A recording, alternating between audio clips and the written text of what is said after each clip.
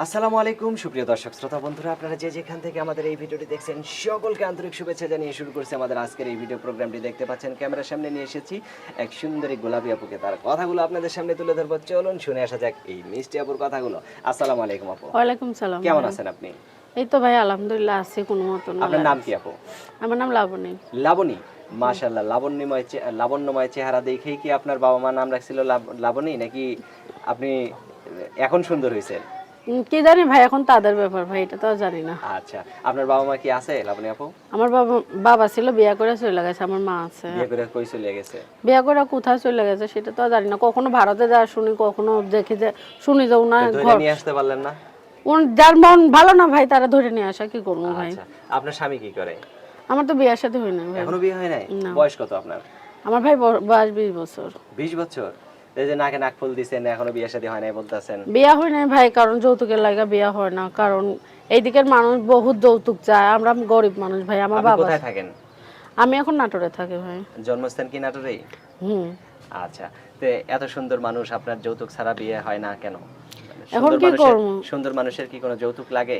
ভাই? বাংলাদেশটা এরকমই, মনে করো যৌতুক ছাড়া কখনো বিয়াই হয় না, এরকমই অবস্থা এখন। তো এখন কি করতে চান আপনি? এখন আইসি প্রতিবেদনে যেহেতু ভালো একটা সুন্দর মনের মানুষ পাই, এই কষ্টের মাঝে যেহেতু সে আমার পাশে এসে দাঁড়ায়, দায়িত্ব নিয়ে বিয়ার সাথে করতে পারে, সেই রকম একজন মানুষ পাইলে আমি বিয়ার সাথে করবো।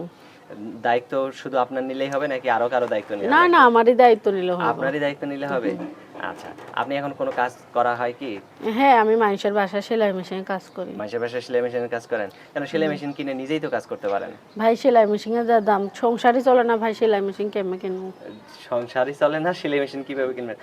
ধারে বা কিস্তিতে এইরকম সিস্টেমে নেওয়া যায় না? না ভাই, আমাদের গরিবদের কেউ কখনো ধার দেয় না ভাই। মানে দিতে পারবে না দেখে ধার দেয় না।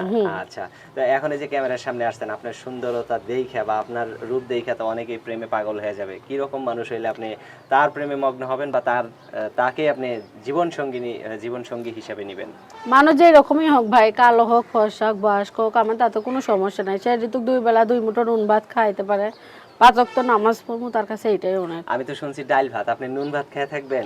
এখন নুন ভাতই চাই ভাই, আর ডাল ভাত আর চাই না। অনেক ডাল ভাত খাইছি, ডাল খাইতে খাইতে মইরা গেলাম ভাই। ডাল খাইতে খেতেই সুন্দর হয়ে গেছেন নাকি? ডাল খেলে তো সুন্দর হয়ে যায় চেহারা। ডাল খাইতে খাইতে জীবন শেষ হয়ে যাইতেছে। আচ্ছা, তো এখন কি ফোন নাম্বার দিবেন ভিডিওতে? হ্যাঁ ভাই, নাম্বার দিব। মুখস্থ আছে? নাম্বারটা মুখস্থ।